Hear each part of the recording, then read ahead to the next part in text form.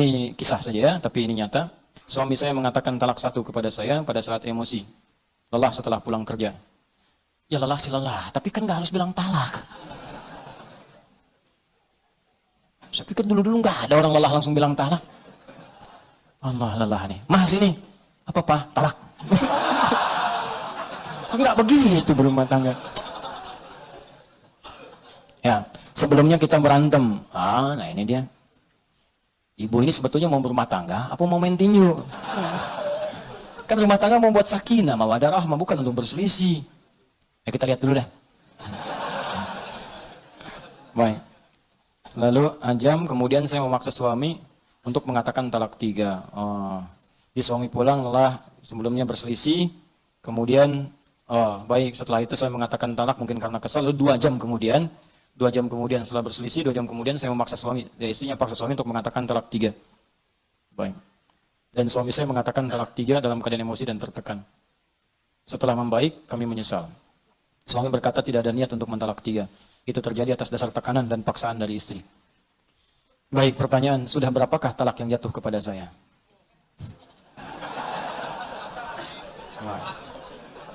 Jika suami mentalak saya 2 kali padahal belum ada rujuk sama sekali. Baik. Tolong dijawab ya Ustadz dengan jelas agar saya paham dan memperbaiki rumah tangga. Jazakumullah khair. Saya senang dengan kalimat terakhir. Saya senang sekali. Ya, saya senang dengan pertanyaan ini karena ketika pertanyaan ini ditanyakan, diajukan, itu tandanya Anda memang ingin berislah. Ingin mendapat kebaikan dari Allah. Itu yang paling baik.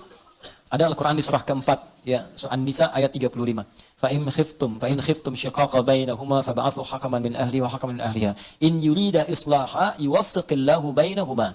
Yang bertanya ini yang menyampaikan pada kami, buka Quran surah keempat An-Nisa ayat 35 paling kiri di pertengahan. Allah menyampaikan jika dalam rumah tangga kalian khawatir ada perdebatan yang enggak bisa diselesaikan sehingga berdampak pada perpecah belahnya rumah tangga. Maka kalau nggak bisa menyelesaikan sendiri, maka undang atau tanyakan pada orang bijak, hakaman. Orang bijak, orang paham hukum, orang bisa memberikan solusi. Bukan curhat pada orang yang menambah masalah. Awas, ini rumus di rumah tangga kalau sedang punya masalah, ibu khususnya, jangan curhat pada orang yang bisa menambah persoalan. Cari orang yang bisa memberikan solusi, boleh cerita. Boleh cerita, tapi bukan pada orang bisa hanya berbagi cerita pada orang lain, apalagi media sosial. Hati-hati, cuma ditulis bikin status. Kamu tidak seperti aku kira. Tuliskan. Tungguin komen, itu cuma nyebar sendiri. Nanti begitu masalah selesai nggak bisa diralat.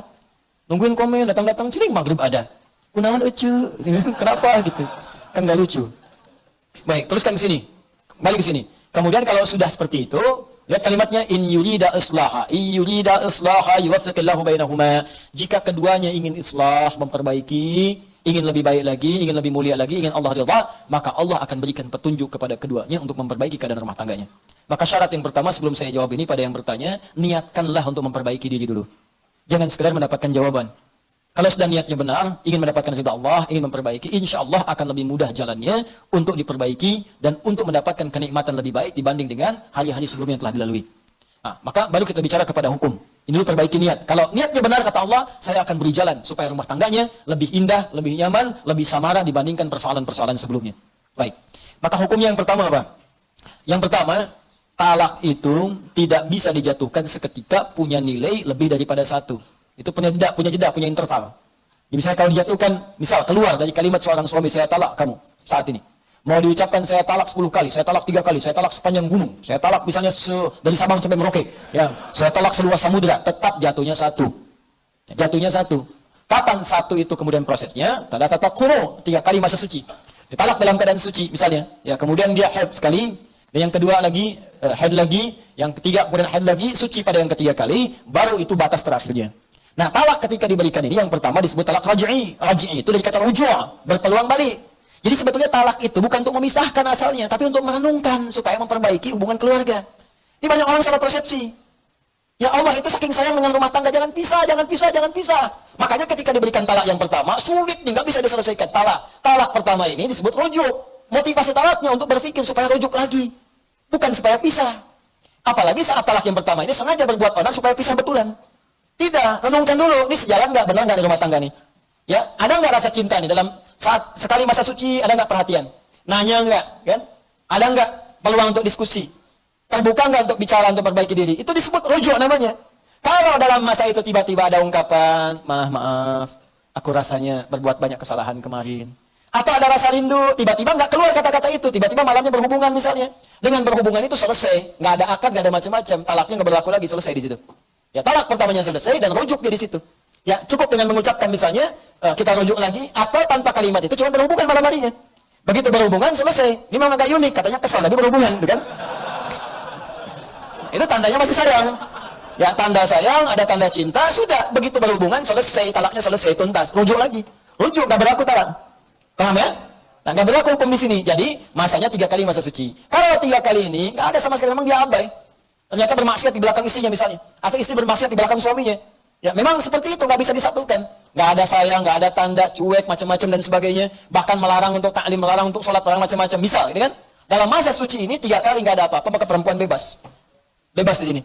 Nanti ada hukum-hukum apakah mengembalikan iwad atau lainnya, tinggal diproses secara administratif. Talak. Tapi kalau suami dalam masa 3 kali suci ini, ya dia berkeinginan untuk rujuk dan dia menyatakan ingin memperbaiki diri. Makanya kalau ada hal seperti itu, boleh undang orang tuanya, atau paman, atau orang bijak, atau ustadz, minta mediasi. Apa yang kurang-kurang, pertemukan. Dan berniat memperbaiki. Kata Allah, kalau niat memperbaiki, saya bimbing. Tapi kalau semua merasa benar, dan merasa sempurna, tidak akan pernah selesai. Ingat ya, di rumah tangga itu pasti dua-duanya punya kekurangan, karena manusia. Yang sempurna itu cuma malaikat. Sering katakan itu. Quran surah ke-66 ayat ke-6. La ya'sunallaha ma amarahum wa yaf'aluna ma yu'marun. Malaikat itu sempurna, enggak kenal maksiat. Malaikat makhluk benar, enggak kenal salah. Setan makhluk salah, enggak kenal benar. Kita ini manusia, malaikat bukan, setan never. Enggak pernah jadi setan, enggak akan pernah kita mau jadi setan, bukan malaikat. Karena itu kalau salah memang manusia, dan itu menandakan bukan malaikat, makanya kita salah.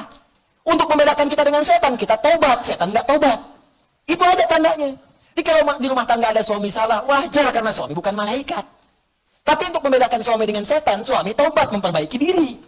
Itu caranya. Istri salah, wajar ya istri, bukan malaikat. Mau dituntut sempurna, nggak akan mungkin. Kalau pengennya nikah sama malaikat sana. Tapi malaikat nggak punya hasrat, nggak ada nafsu, nggak ada macam-macam. Tugas itu sempurna, selesai. Ya, wa yaf'aluna ma yu'marun, nggak ada fungsinya kaitan dengan hasrat seksual dan sebagainya, nggak ada, kosong. Ya, makanya kalau istri berbuat salah, ya itu tandanya manusia. Masya Allah mama, manusia seutuhnya. Oh, Masya Allah. Kok bapak tahu? Barusan salah.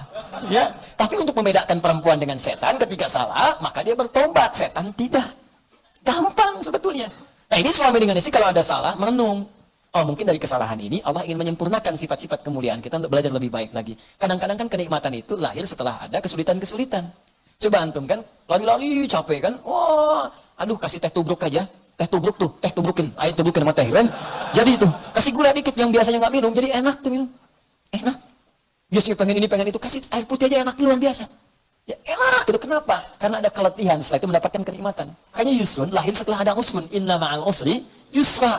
Di rumah tangga tuh kalau udah ribut, setelah itu senyum, jadi enak senyumnya itu. Nikmat, jadi canda, jadi macam-macam dan sebagainya. Ya, ya udah Pak kita baikan, ya udah. Papa sekarang mau kemana? Ke hatimu. Udah itu enak aja, dul. Ya. Ya. Nah, jadi seperti itulah ya. Jadi wajar kalau ada persoalan. Yang kedua, jangan sembarangan mengucapkan kalimat-kalimat seperti ini. Karena ada 3 hal. Ya thalathatun, ada 3 persoalan. Jidduhun dan jiddun, candanya itu jadi serius, candanya serius. Ya, di antaranya apa? Ada nikah, ada talak. Ada nikah, ada talak. Makanya jangan bercanda dengan hal talak. Bisa jadi serius. Ya, jadi serius. Termasuk dengan pernikahan. Ini yang saya ingatkan juga, sinetron-sinetron tuh hati-hati. Kalau akad-akad nikah itu mesti dibiaskan kalimatnya, jangan disempurnakan.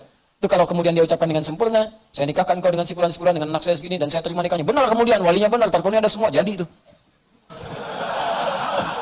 Jadi, ya kan? Sama dengan talak seperti ini. Jadi saya percepat, ini hukumnya tidak berlaku talak 3, tidak berlaku. Talak pertama jatuh dia hukumnya kalau diungkapkan dengan perasaan sadar, dengan benar. Kalaupun nanti emosi dan sebagainya dan dipancing pada hal seperti ini. Ya kalau sedang emosi, sedang marah, duduk. Kata Nabi kalau berdiri, duduk. Kalau sedang beraktivitas, diam dulu, supaya tenang. Kalau sedang berdiri, duduk. Jangan berselisih dulu. Ya, marah, diam dulu. Makanya Nabi itu kalau ada persoalan di rumah tangga, diam. Didiamkan dulu Sayyidah Aisyah, diam dulu, supaya berpikir semua. Sebab kalau sedang marah bicara, pasti keluarnya kasar. Kasar keluarnya. Kalau sedang marah, tangan bergerak, pasti kasar, kencang. Tuh. Ya, seperti itu. Kemana-mana nantinya. Diam dulu, itu rumusnya hebat di Islam. Cuma di Islam. Silahkan buka, cuma di Islam.